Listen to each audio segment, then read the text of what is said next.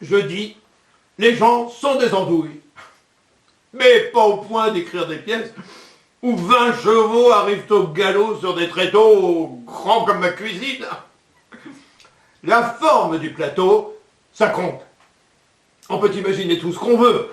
Des scènes ouvertes comme dans le théâtre de rue, des scènes en rond comme des arènes ou des pistes de cirque, ou même des scènes multiples, et c'est le public qui se déplace. Mais en Europe, ça fait au moins 500 ans qu'on joue sur des estrades qui font face au public. Alors je vous vois venir. Vous allez me dire, tranquille, les pièces sont toutes sur le même moule. Sauf que, même comme ça, face à face, il y a des différences entre les époques et les pays d'Europe. Et ces quelques planches de différence font qu'on n'écrit pas les mêmes pièces si on s'appelle Shakespeare, si on s'appelle Corneille, si on s'appelle Hugo, ou même si on s'appelle, moi je dis moi, ouais. Autant de Shakespeare, cherchez pas aucune importance, les théâtres anglais étaient construits sur le modèle des façades d'auberges. Oh, et ça changeait tout. Il y avait une scène large et profonde qui ressemblait à la terrasse devant l'auberge. On pouvait y faire courir 20 personnes et montrer dans Roméo et Juliette le bal des Capulets ou bien la bagarre de rue qui est au début de la pièce. Au départ, ils sont déjà 6 sur scène, mais la plateforme ne va pas tarder à se remplir. Tous se battent. D'autres partisans des deux maisons arrivent et se joignent à la mêlée. Alors, arrivent des citoyens armés de bâtons.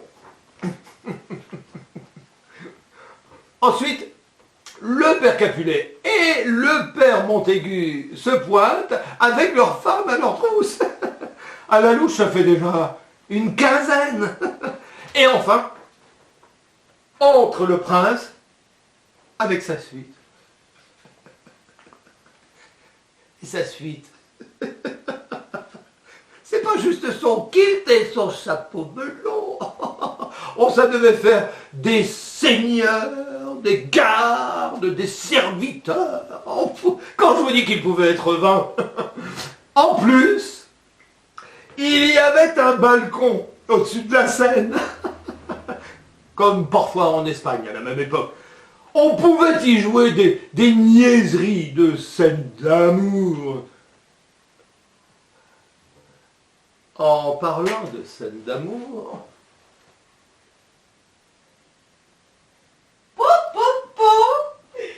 Vous surveillez les voisins? Qu'est-ce qui vous fait penser ça? C'est bizarre quand même. Quoi donc? Je dis c'est bizarre quand même. Qu'est-ce qui est bizarre? Leur silence. C'est pas. Nous ne sommes pas habitués à ça ces jours derniers. Si on veut.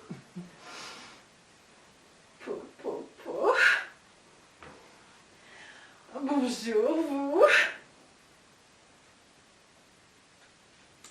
Puisque vous êtes là, pour notre plus grand bonheur, mettez-vous là. Avec plaisir, Roméo, Vous ferez Juliette. Cette gourde de Juliette pouvait donc être perchée sur le balcon de l'espèce de façade au-dessus de la grande terrasse où était Roméo. Roméo. Voilà madame. Oh, Qu'est-ce qu'il y a? Oh, je ne sais traque.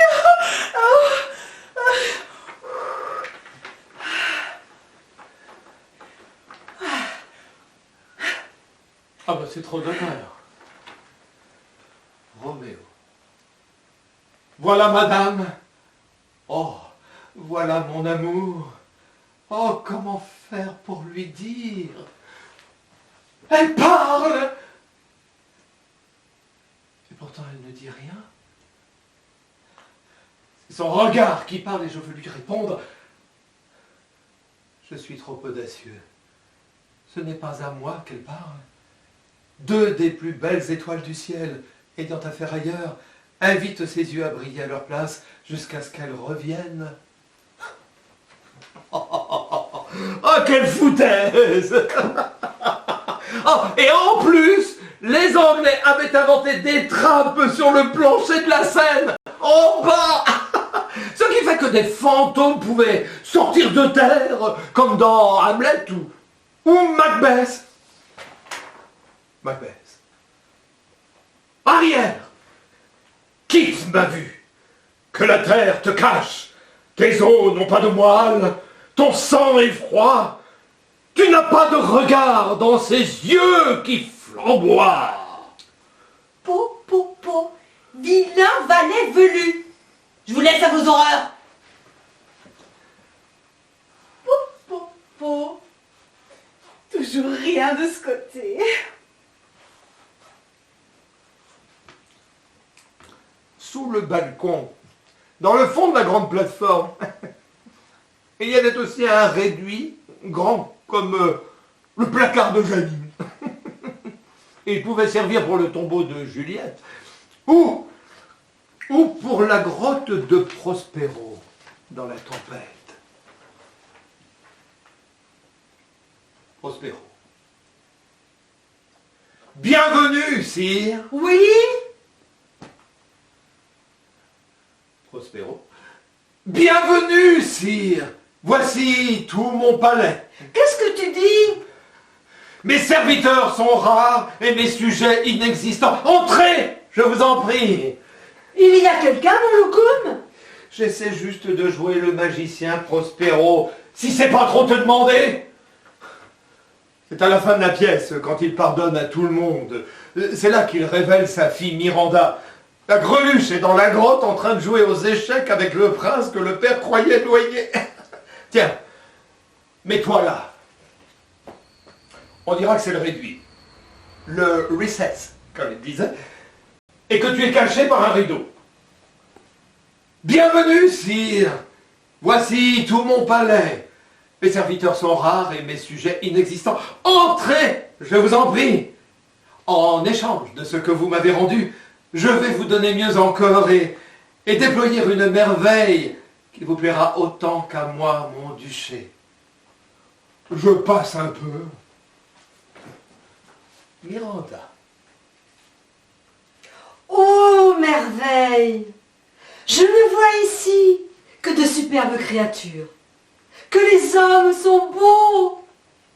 Gloire à ce nouveau monde que peuplent de tels êtres. Stop! Silence! Paix! Repos! Cassoulet! Mais il est presque prêt, mon loukoum.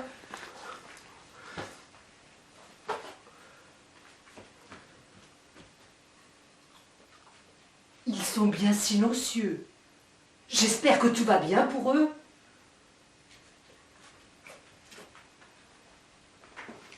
Des balles, des bagarres, un balcon, des fantômes, un tombeau. Pas question de montrer tout ça dans les théâtres français à l'époque de Shakespeare. Les scènes étaient simplement trop petites. On jouait dans des sortes de cours de tennis en intérieur. On plaçait les tréteaux d'un côté du cours, sur sa largeur. Ça fait pas grand. Et c'était même encore un peu moins profond que vous ne croyez, parce que derrière, sur scène, il y avait des compartiments d'où sortaient les acteurs. Un compartiment par lieu. Les acteurs faisaient comme s'ils venaient de leur maison, d'une grotte, d'un bateau ou du palais du roi. Je parle de la France au temps de Shakespeare, mais ça durait encore dans les débuts de Corneille, quand il écrivait l'illusion comique ou le Cid, cherchez pas. Après, ça a changé.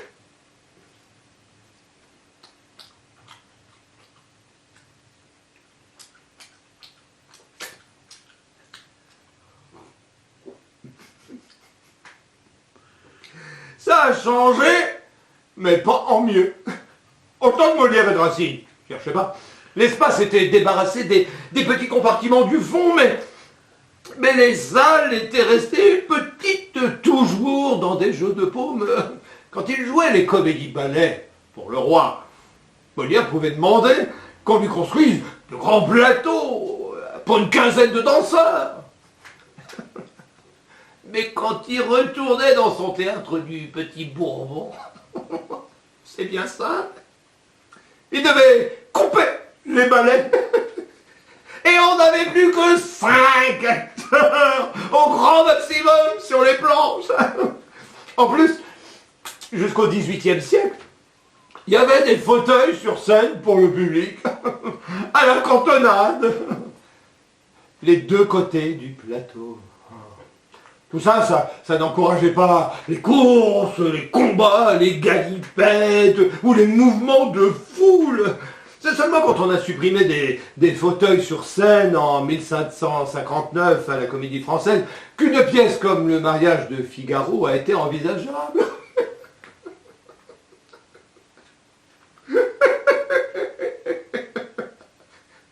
Mais la pièce a été censurée.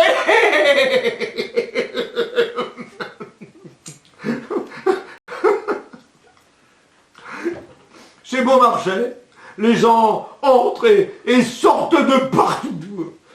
Janine! Mon loukoum? Voilà un fragment, rien qu'un fragment, de la liste des personnages dans la scène 9 de l'acte 4 du mariage de Figaro. La scène du double mariage, de Suzanne et de Marceline. T'attends les flonflons? Les gardes-chasse, fusil sur l'épaule. L'alguazil. Ça veut dire le gendarme.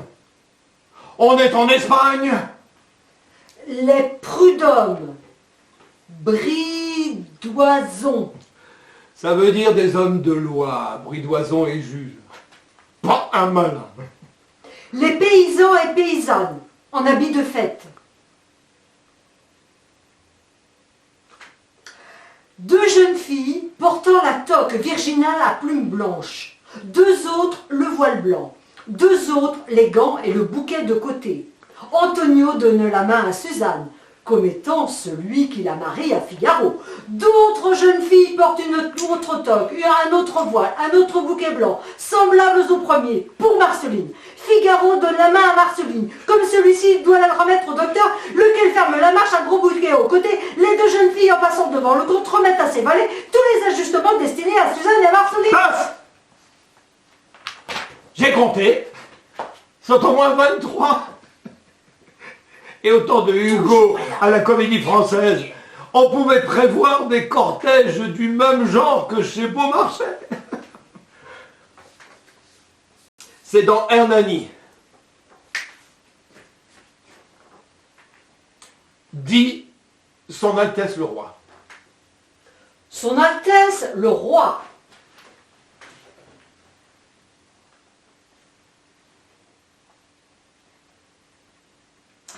Donia Sol baisse précipitamment son voile. La porte s'ouvre à deux battants. Entre Don Carlos en habit de guerre, suivi d'une foule de gentilshommes également armés, de pertuisaniers, d'arquebusiers, d'arbalétriers. Ah, vous pouvez vous brosser pour trouver autant de monde dans une pièce de Racine et la saucisse. La saucisse. Donc la Soulette n'a pas oublié la saucisse. Bien sûr que non. Vérifie.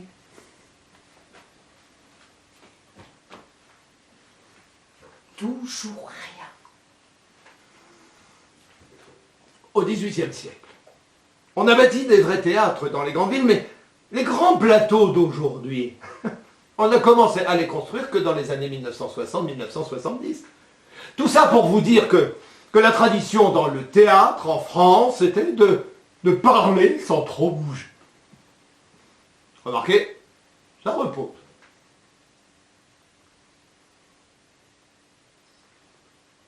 Les voisins aussi, ça nous repose.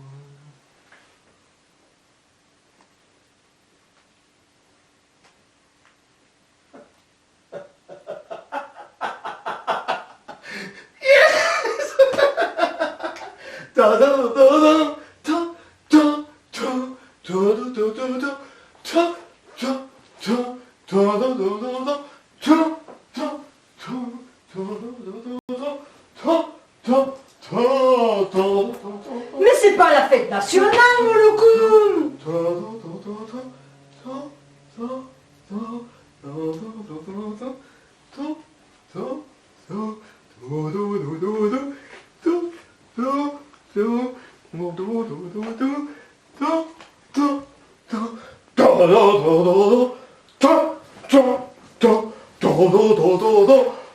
Mais c'est pas la fête nationale.